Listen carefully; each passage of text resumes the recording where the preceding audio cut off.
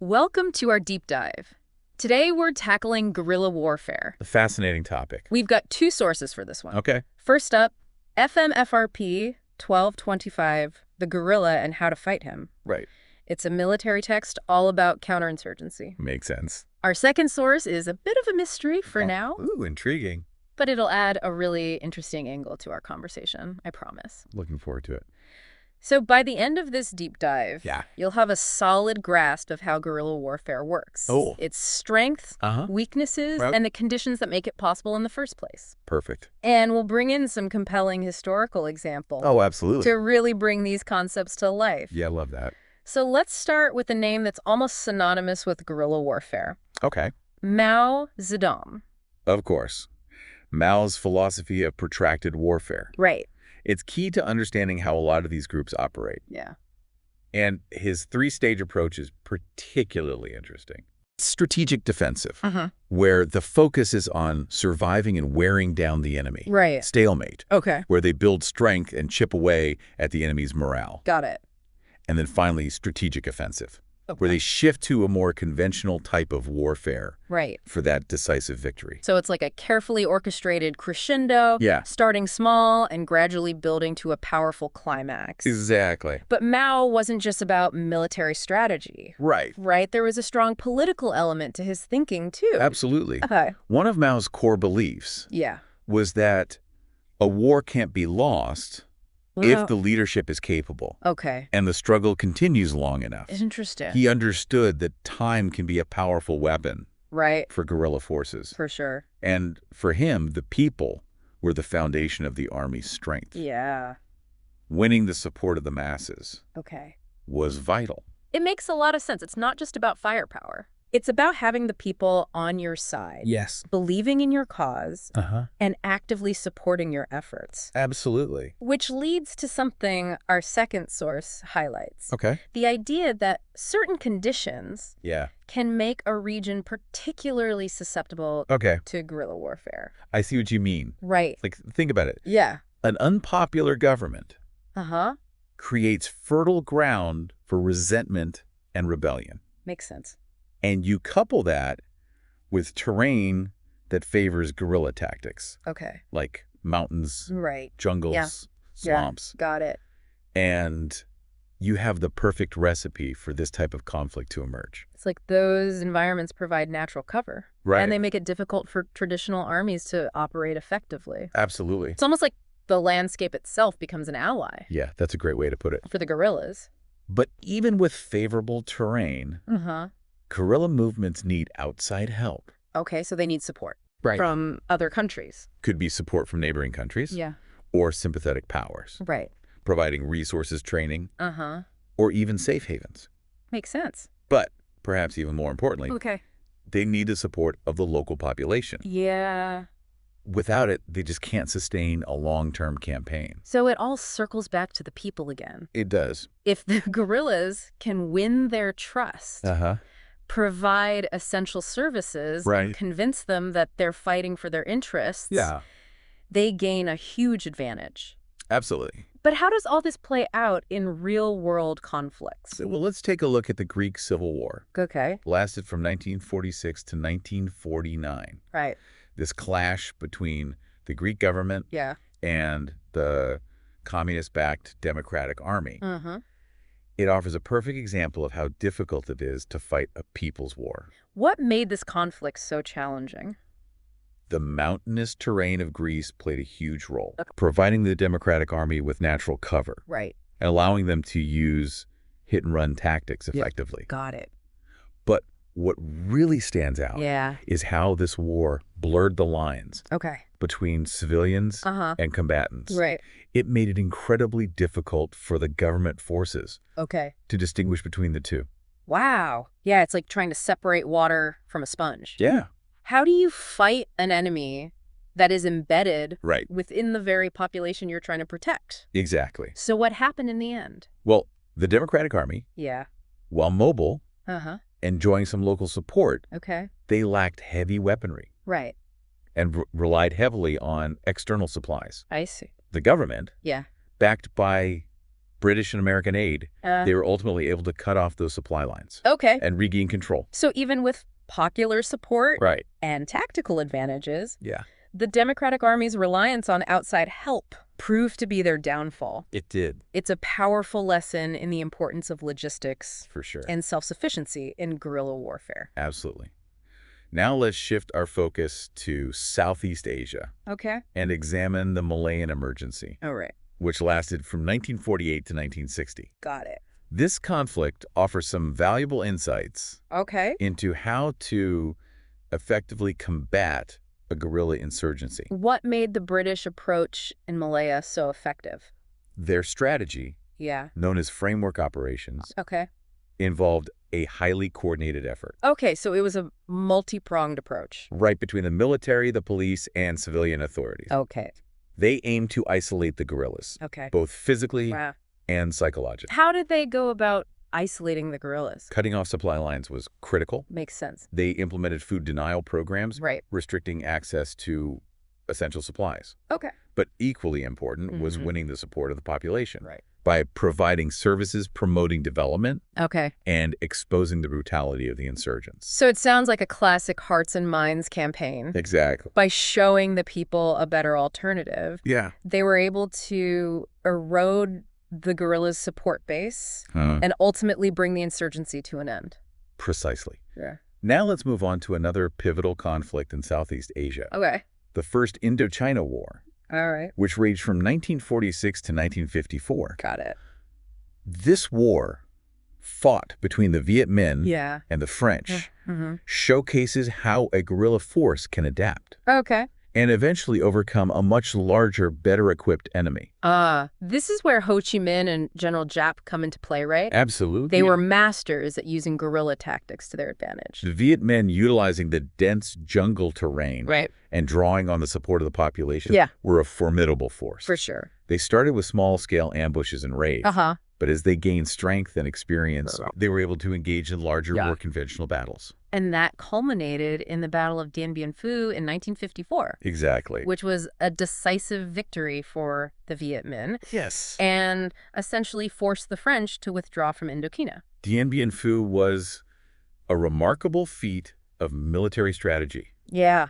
demonstrating the Viet Minh's ability to adapt, Uh-huh. learn, Right. and ultimately outmaneuver their opponents. It's a testament to the power of determination and strategic thinking Absolutely. and the willingness to evolve your tactics to match the situation. Richardson. It's not just about brute force. Right. It's about being smart, resourceful, Yes. and always staying one step ahead. Now, from the jungles of Southeast Asia, Uh-huh. let's journey to the Caribbean Okay. and examine the Cuban Revolution, Oh, right. which took place from 1953 to 1959. Got it. This revolution, led by Fidel Castro, Yes. offers another fascinating case study Okay. in how guerrilla warfare can topple a seemingly powerful dictatorship. Castro and his band of rebels, Right. hiding out in the Sierra Maestra Mountains, Yeah. have become almost legendary figures. They have. What made their tactics so effective? They were incredibly resourceful, Okay. exploiting the weaknesses of Batista's forces Uh-huh. with ambushes, Right. sabotage, Yeah. and hit-and-run attack. Got it. They were masters at playing cat and mouse, I see. always keeping the government off balance. But it wasn't just about military tactics, was it? Right. Castro was also a master of propaganda Absolutely. and winning over the hearts and minds of the people. He understood the power of shaping the narrative, Right. using clandestine radio broadcasts and leaflets Okay. to spread his message Yeah. and paint himself as a liberator, Uh-huh. fighting against a corrupt regime. And it worked brilliantly. It did. He managed to galvanize popular support, Yeah. erode the legitimacy of the Batista government, and ultimately march into Havana victorious. It's a remarkable story It is. of how a small group of determined individuals Right. can achieve seemingly impossible feats Yeah. through strategic thinking Uh-huh. and the support of the people. And one more thing that makes the Cuban Revolution so interesting is that the rebels initially had very few weapons. That's right. They armed themselves largely through raids and ambushes, capturing enemy equipment Right. and turning it against them. Talk about turning the tables. Right. It's a brilliant example of how resourcefulness and adaptability are essential for success in guerrilla warfare. Absolutely. You have to be able to make do with what you have, improvise, and constantly find creative solutions to overcome challenges. But as we've seen, guerrilla warfare isn't always used for noble causes, like revolution or national liberation. Sometimes it's used for more nefarious purposes. Unfortunately, that's true. Our next historical example takes us to the island of Cyprus. Where from 1955 to 1959, a group called EOK waged a campaign of violence and terror in their fight for union with Greece. So this is an example of how guerrilla warfare can be used to further a more extremist agenda, creating a very different set of challenges for the forces trying to counter it. EOK operated as a clandestine organization, blending in with the civilian population, which made them incredibly difficult to track and neutralize. They relied heavily on terror tactics, creating a climate of fear and instability. Sounds like a nightmare scenario for counterinsurgency forces. It was. How do you even begin to fight an enemy that is so elusive and operates within the very fabric of society? The British forces in Cyprus faced immense challenges. They had to rely heavily on intelligence gathering, trying to infiltrate EOK and identify its leaders and safe houses. But this was like trying to find a needle in a haystack, especially in a context where using force carried the risk of collateral damage. Absolutely. Alienating the very population they were trying to protect. It's a delicate balancing act. It is. You need to find a way to neutralize the threat without further inflaming the situation or turning the people against you. Exactly. How did the British try to manage this difficult situation? They recognized that winning the hearts and minds of the population was paramount. They had to demonstrate that they were there to provide security and stability, not to oppress the people. Makes sense. This involved building relationships, showing empathy, and addressing the underlying grievances that fueled EOK's support. So even in a counterterrorism context, that human element, that understanding of the local culture, politics, and grievances is crucial. It's not just about military might. It's about winning over the population. And addressing the root causes of the conflict. All right, we've covered a lot of ground here. We have. From Mao Zedong's philosophy to the specific challenges of combating clandestine organizations like EOKA. It's clear that guerrilla warfare is a complex and multifaceted phenomenon. Absolutely. But as we shift our focus to American counterinsurgency doctrine, I'm curious to see how the U.S. military approaches this ever-evolving challenge. And that's exactly where we'll pick up in part 2 of our deep dive. Looking forward to it. We'll delve into the intricacies of American counterinsurgency doctrine, exploring its principles, strategies, and how it's been adapted over time. Sounds good. See you there. Sure. Welcome back to our deep dive into guerrilla warfare. Glad to be back. Last time we laid the groundwork, exploring Mao's philosophy, and the conditions that make this type of conflict possible. And we also took a close look at how those dynamics played out. We did. In several historical examples. From Greece to Cuba. We saw how terrain logistics and popular support all play these critical roles in guerrilla warfare and how those factors can tip the scales towards victory or defeat. For sure. We finished by touching on the challenges of countering clandestine organizations like EOK in Cyprus. Now, let's shift our attention to American counterinsurgency doctrine and see how the U.S. military has approached this complex issue. Our military source seems to emphasize small unit operations as a key element of American doctrine. What exactly does that entail? Well, it boils down to highly trained small units operating independently and aggressively in areas where guerrilla forces are active. These units are empowered to act decisively, using their expertise and initiative to disrupt the enemy's operations on a local level. It's like having a scalpel instead of a hammer. You need that precision and agility to effectively counter the guerrilla's own tactics. Exactly. And the Marine Corps schools as outlined in our source. Stress mastering these core skills. Okay. Like patrolling, ambushing, and conducting effective searches. Got it. These are like the fundamental building blocks. Makes sense. Of a successful counterinsurgency campaign. So let's break those down a bit. Okay. What are some of the key principles of patrolling? Okay, so first, you need a secure patrol base. Okay. Think of it as a temporary sanctuary. Right. Where the unit can rest, plan, and resupply. Right. It has to be carefully chosen, concealed, and defended. Okay. As it becomes the unit's lifeline. I see. In this hostile territory. So it's like a mini forward operating base, Yeah. but much more mobile Right. and adaptable to the ever-changing landscape of guerrilla warfare. Precisely. From this base, the unit can conduct patrols. Okay. Which are essentially reconnaissance missions. Right. Designed to gather intelligence, detect enemy activity, and maintain a presence in the area. So it's all about being proactive. Right. The eyes and ears on the ground, constantly probing, looking for any signs of the enemy. Yes. While also trying to disrupt their movements and operations. And our source emphasizes meticulous planning for these patrols. Okay.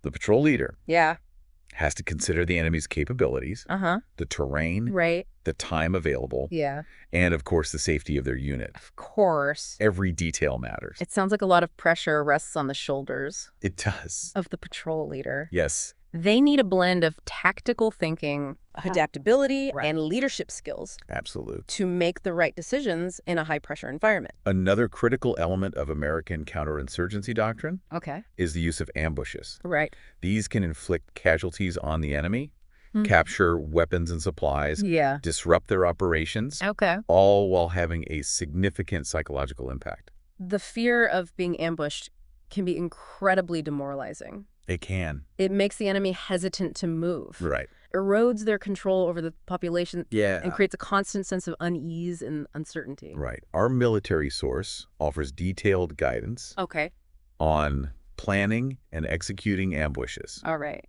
Choosing the right location.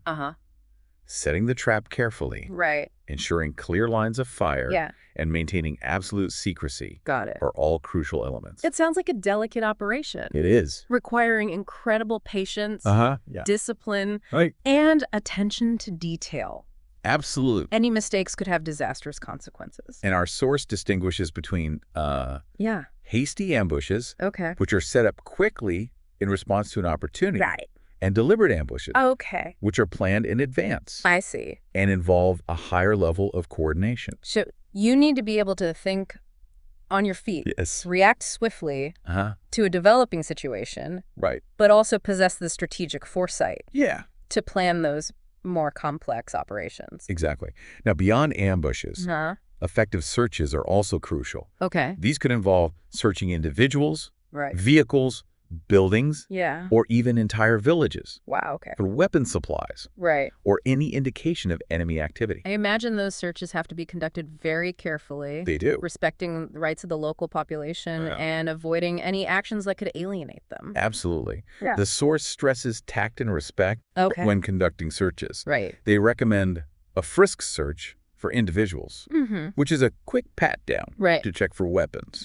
And more thorough searches for vehicles and buildings as needed. It's about finding that balance. It is. Between those security concerns and respecting the dignity of the people you're interacting with. Absolutely. Not an easy task. It's not. In a tense, potentially hostile environment. And the Marine Corps schools recognize this challenge, advocating for training that emphasizes professionalism and courtesy. Right. Even when dealing with individuals who may be uncooperative or hostile. It all comes back to that idea of winning hearts and minds. It does. Every interaction, even a simple search, can influence how the local population perceives the counterinsurgency forces. Right. You don't want to create more enemies in the process. Absolutely right. Now, another tactic mentioned in our military source is the use of roadblocks. Okay, roadblocks. These can be effective. Yeah. For controlling movement, disrupting enemy supply lines, and gathering valuable intelligence. It's like setting up checkpoints along key routes to monitor traffic and intercept any suspicious individuals or vehicles trying to move through the area. That's a good way to think about it. Okay. And again, the source provides specific guidance on choosing the right location for a roadblock, positioning troops to prevent ambushes, and conducting searches efficiently and safely. Safety is paramount in these situations. It is. In a guerrilla warfare environment, the enemy could be lurking anywhere, waiting for an opportunity to strike. You always have to be on guard. Now, before we move on, I want to highlight one more element. All right. Of American counterinsurgency doctrine. Yeah. That has proven incredibly valuable. The use of helicopters. Ah, yes. The iconic Huey helicopters. Yes. That became synonymous with the Vietnam War. Exactly. They played a crucial role in that conflict, didn't they? They did. And our second source, which we've hinted at, provides a fascinating account of how helicopters were utilized. In another counterinsurgency campaign, the Algerian War of Independence. Oh, wow. Which lasted from 1954 to 1962. So the mystery source is focused on the Algerian War. It is. What insights does it offer into the use of helicopters? It highlights the incredible versatility and effectiveness of these aircraft. In a counterinsurgency setting, they were used for troop transport, reconnaissance, medical evacuation, and even as airborne command posts. It's like having a Swiss Army knife in the air. Yeah. They can perform a wide range of missions and adapt to the ever-changing demands of the battlefield. Exactly. And they were particularly valuable. In the rugged mountainous terrain of Algeria, where traditional ground forces struggled to maneuver effectively. Makes sense. Helicopters allowed the French to rapidly deploy troops for remote areas, outmaneuver the guerrillas, and provide close air support when needed. So it sounds like they gave the French a significant tactical advantage. They did. That ability to react quickly and project force into difficult terrain must have been incredibly valuable. It was. The source also stresses the importance of coordinating helicopter operations with ground forces to ensure everyone's working together seamlessly. Makes sense. But it also acknowledges that helicopters aren't a cure-all. They have limitations. Of course. Especially in terms of vulnerability to ground fire and their reliance on fuel and maintenance. Like any tool they have to be used strategically. Exactly. With a clear understanding of both their strength and limitations. Precisely. One of the most compelling arguments this source makes is that the ideal counterinsurgency force is highly mobile and adaptable. Blending the firepower and technology of conventional forces with the agility and stealth of the guerrilla fighters themselves. So it's about creating this hybrid force that can fight the enemy on their own terms, but also bring overwhelming firepower to bear when the situation demands it. Exactly. The source points to the French paratroopers in Algeria as an example of this type of hybrid force. They were highly trained, lightly equipped, and able to operate independently in challenging terrain. Much like the guerrillas they were fighting. So they were able to match the enemy's mobility and cunning, but also had the advantage of air support, superior weapons, and a more sophisticated logistical network. And this highlights an important point. Successful counterinsurgency often requires adapting to the enemy's tactics. Becoming more like them. To effectively counter their strength. It's like that old saying, to defeat a monster, you have to become a monster. Perhaps. But it's more nuanced than that. It's about understanding the enemy's strengths and weaknesses. Adapting your tactics to exploit those vulnerabilities. And constantly thinking one step ahead. Flexibility, creativity. And the ability to anticipate the enemy's next move. Now, while the Algerian War was a brutal and complex conflict, deserving of its own deep dive, for sure, it provides valuable insights into the evolving nature of counterinsurgency tactics and the crucial role that helicopters played in this type of warfare. And it finally reveals the identity of our mystery source. It does. But before we wrap up this part, Our military source details a large-scale counterinsurgency operation. In Malaya. All right. Called Operation Nassau. Oh, yes. Operation Nassau. Yeah. This operation really puts the challenges of fighting a determined guerrilla enemy in dense jungle terrain. Right. Into perspective. Okay. It took place in the South Swamp of Johor. Okay. A massive area. Wow. Covering over 100 square miles of dense, unforgiving jungle. Wow. And it lasted for almost a year. Jeez. From December 1954 to September 1955. What were the British hoping to achieve with this operation? Their goal was to root out a communist guerrilla force that had been operating in the swamp for several years, responsible for numerous attacks and assassinations. I see. The British were determined to eliminate this threat and reassert control over the region. So it sounds like a pretty formidable task. It was. How did they go about it? They used a multi-pronged strategy. Okay. First, they established a network of patrol bases throughout the swamp. Creating these fortified positions from which they could launch patrols and ambushes. Right. Then they implemented strict food control measures. Makes sense. Cutting off the guerrillas' access to food and supplies. Yeah. And trying to essentially starve them out. It's about making the environment as hostile as possible. Right. Denying the enemy the resources they need to survive and operate. Exactly. They also employed psychological warfare techniques. Okay. Encouraging the guerrillas to surrender. Right. And working to win the support of the local population. That hearts and minds approach again. It is. Trying to isolate the guerrillas physically and psychologically, cutting off their support, making it clear that continuing the fight was futile. It was a long, arduous campaign. I bet. The guerrillas were well-trained, well-equipped, and intimately familiar with the terrain. Right. They knew how to evade patrols, set ambushes, and melt back into the jungle. It sounds incredibly challenging for the British troops. It was. Trying to fight an invisible enemy in such a hostile environment. The operation involved a lot of setbacks, close calls and frustration. I can imagine. But the British were persistent. Okay. And they eventually succeeded. All right. In driving the guerrillas out of the swamp. Right. And restoring government control. So despite the difficulties, Operation Nassau demonstrates that persistence, adaptability, and a willingness to learn from mistakes can eventually lead to success in counterinsurgency. It can. And it also underscores the importance of understanding the specific challenges of the environment you're operating in. Fighting in a dense jungle requires different tactics equipment and training than fighting in a desert or mountainous region. It's about tailoring your approach to the specific terrain, climate, enemy tactics. Cultural context. There is no one-size-fits-all solution to counterinsurgency. Right. That's why studying historical examples, learning from past successes and failures, and constantly refining tactics and strategies is so crucial. It's about blending theoretical knowledge with practical experience. Yes. And always striving to adapt and improve. Absolutely. In the face of an ever-evolving enemy. Precisely. And that wraps up part 2 of our deep dive into guerrilla warfare. Welcome back to our exploration of guerrilla warfare.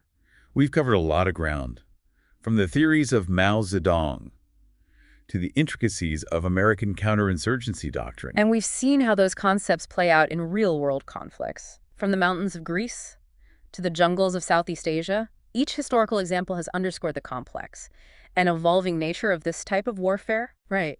And one thing that really struck me in our military source was the emphasis on specialized training for counterinsurgency forces.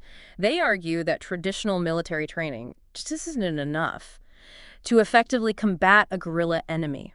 They make a compelling case. You're not facing those clearly defined battle lines or engaging in conventional warfare tactics. Right. It's about operating in this shadowy, fluid environment, constantly trying to anticipate the enemy's next move and adapt to their unconventional tactics. Yeah, it's like playing a game of chess where the board is constantly shifting and the pieces can just blend into the background. Exactly. The source even suggests creating a catalog of individual skills. That could be valuable in a counterinsurgency context. Okay. Things like language proficiency, knowledge of local customs, and even wilderness survival expertise. It's like assembling a team of specialists, each with their unique abilities who can work together to navigate the complexities of guerrilla warfare, sort of like a real-life A-team for counterinsurgency operations. I like that analogy. It highlights the importance of adaptability and creativity in this type of conflict. You can't simply rely on brute force or conventional military tactics. Right. You have to be flexible, resourceful, able to think outside the box. It's about using the enemy's own tactics against them, blending in, always being one step ahead. We've seen this time and again in the historical examples we've discussed.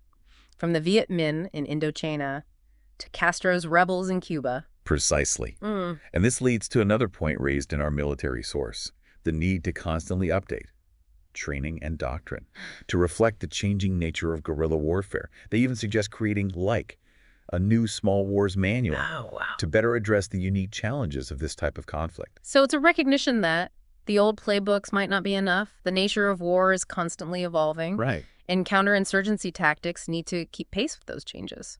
Absolutely. And I think that's a crucial takeaway. For anyone studying guerrilla warfare, it's not this static phenomenon. It's constantly being shaped and reshaped by technology, ideology, and the specific context of each conflict. Right. You can't just apply the lessons of Vietnam to Afghanistan or Iraq. You have to understand the nuances of each situation, the cultural factors, the political dynamics, the motivations of the people involved.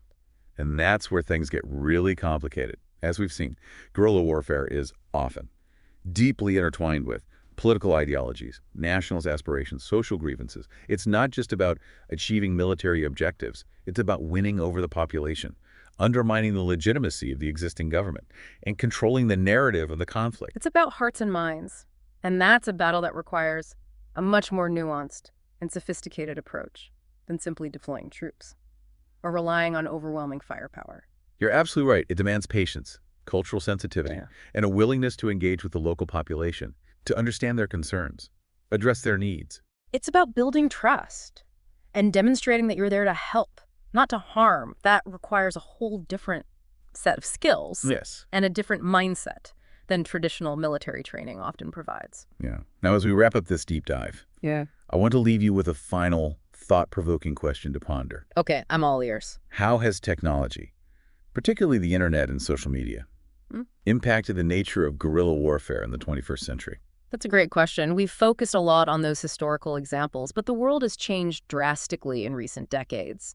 The digital landscape has revolutionized communication, propaganda, and even the way wars are fought. Think about it. Social media allows for instant dissemination of information, the recruitment of followers, and even the coordination of attacks. It's an incredibly powerful tool for shaping public opinion, mobilizing support, undermining the enemy's morale. Yeah, it's like having a global megaphone. Right. Enabling even small, isolated groups to reach this massive audience and potentially sway public opinion to their cause. And it also makes it much harder to control the narrative of a conflict.